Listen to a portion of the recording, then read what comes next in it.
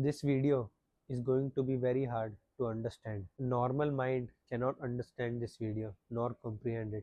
You need a very high intellect, abstract reasoning, and pattern connection to understand this video. You probably won't understand this in your first 2 to 3 tries. Maybe it will take you 5 to 6 times by repeatedly seeing this video and actually researching about this video. You will be able to understand it. So this video contains answers to the question humanity have been asking from its time on earth. So these questions will be very hard to understand. I will try my best to make it simple so that you can understand. Many people, even scientists today, have not got clear answers to this question, except of few Hindu like Vedant, Upanishads, Advaita Vedanta, and Greek philosopher Parmenides. Except of these few characters, nobody has understood reality of existence as they have. So I will give you their understanding in this video, and if you are able to understand it, you have mastered the subject of metaphysics. So I hope this introduction has hyped you up to understand, to have motivation towards reality. So let's get into it. Now let's understand the reality of existence. Well, there are two things about existence: being and non-being. Now what is being? Being is just existence. Us, the universe, it exists, meaning being, it is. Being, it is. And non-being, nothing. Non-existence is what we call non-being, nothing. So being is existence and non-being is non-existence. Now you tell me, does non-existence exist? That question itself contradicts itself. Non-existence exists? No. So existence, which is being, that can only exist because by logical understanding, non-being cannot exist. I will give you an example of the universe. See, universe is expanding. So onto what it is expanding? Where it is expanding? Is it nothingness, which is non-being? It can't be, right? Because if we give boundary to nothingness, it has length, and if nothingness has length, it is not nothing anymore. Hence non-being cannot exist. Nothing cannot exist. Even as a logical thing cannot exist. Even if we observe the universe, it cannot exist. All that exists is existence. There is nothing. Nothing is nothing. All that exists is existence. So non-being cannot exist even logically. Does not make any sense. Being exists. Everything exists. There is nothing, nothing. There is only thing. Being versus non-being. Now what is being and non-being? Being meaning existence and non-being meaning nothing. Non-existence itself. You cannot even imagine nothing. Nothing. And being is that what exists, like us, the universe, and all that. Now the question is, which of this exists? Well, obviously nothing cannot exist, only this can exist. But we think that from nothing the universe came.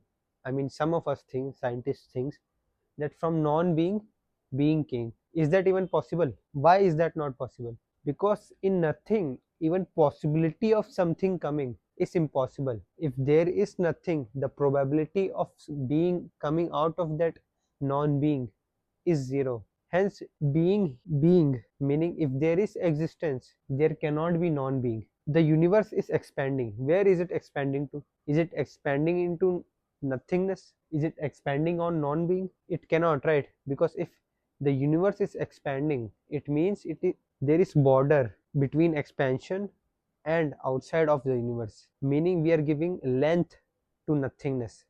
Let me show you. This is the universe and it is expanding, and let's say the area here is nothing. Now doesn't nothing have a length, sort of a length here, boundary? So if we take nothing, non-being, as the universe is expanding in non-being, then it is impossible, because non-being cannot have any boundary nor any length, because nothing cannot have any length. Hence universe is expanding onto something, not to nothing. And even if you think logically, non-being meaning non-existence itself, it does not exist. So nothing cannot exist, as we say non-being. So even logically nothing cannot exist. All that can exist is being. So from that we come to the first cause. Now what was the first cause? What was it that created all things? For example, everything we see is cause and effect. Me, you, the plants, everything is cause and effect. came from somewhere. So if we go back, like for example me, I came from my mother came from grandmother, and we go back, we go to the fishes, from fishes we go back to earth, earth to solar system, Big Bang. Now where did Big Bang come from? What created Big Bang? That is the first cause. Now I want you to turn your imaginative and abstract reasoning powers. This will be a little hard to understand. First cause is existence. Now what is existence?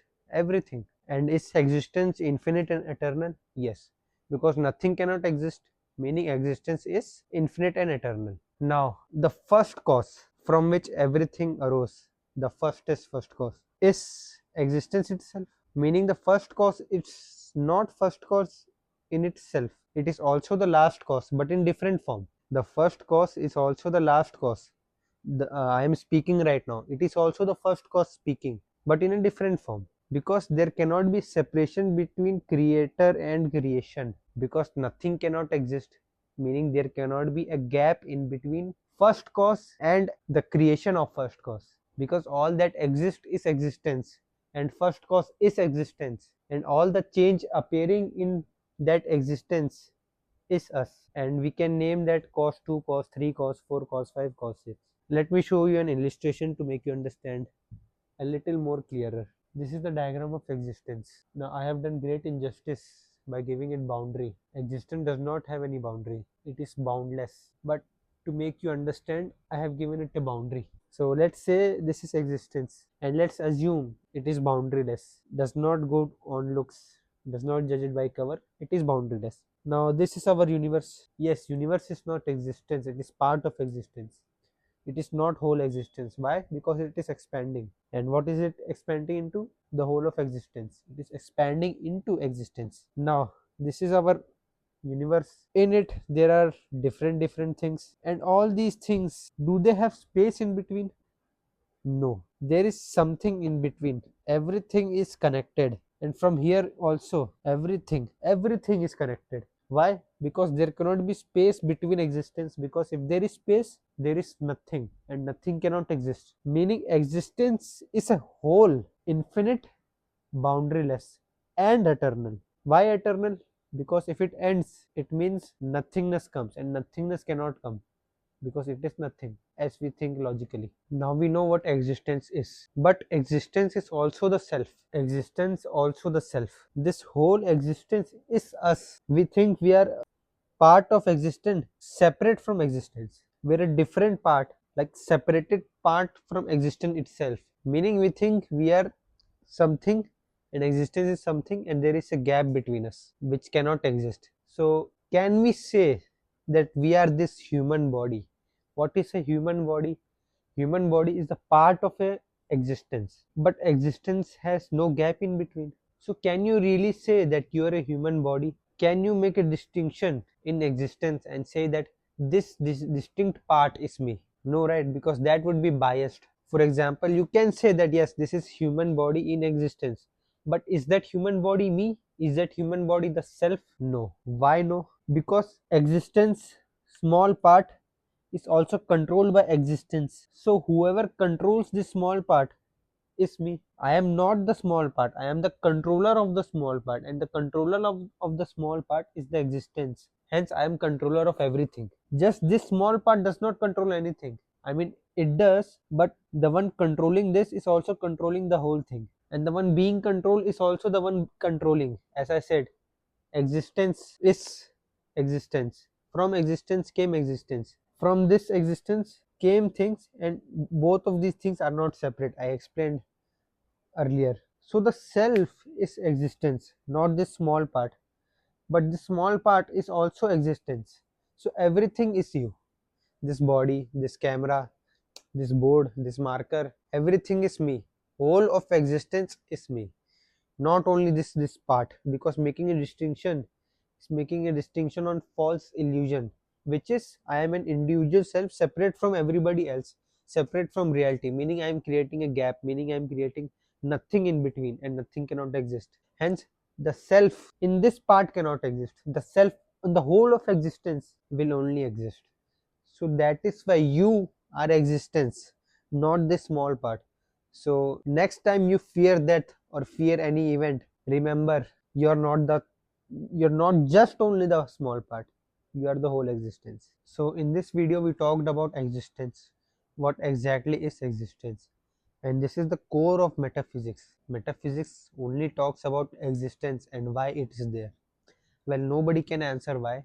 We can only tell that yes, there is existence. We don't know the meaning, purpose, or reason behind it. And we can find out few logical points on why existence is there, but not the meaning behind it. Maybe there is none, or maybe the meaning is beyond us. But in this video, we talked about existence, and in the next video, we will talk about motion, change, and time. Are they illusion or are they real? And do they even exist? Does the present moment exist? Does the future, does the past exist? We will talk in the part 2 of reality of existence. So I hope you understand, but I don't think you did, because in first try it is impossible to understand, to be honest. Maybe you have to watch 4 to 5 times with pen and book and copy, and with your abstract reasoning and intellectual capability and focus, then you will be able to understand it completely, and then you can say that yes, you have understood the core of metaphysics. So that's it for this video. Thanks for watching. I will see you on the next video.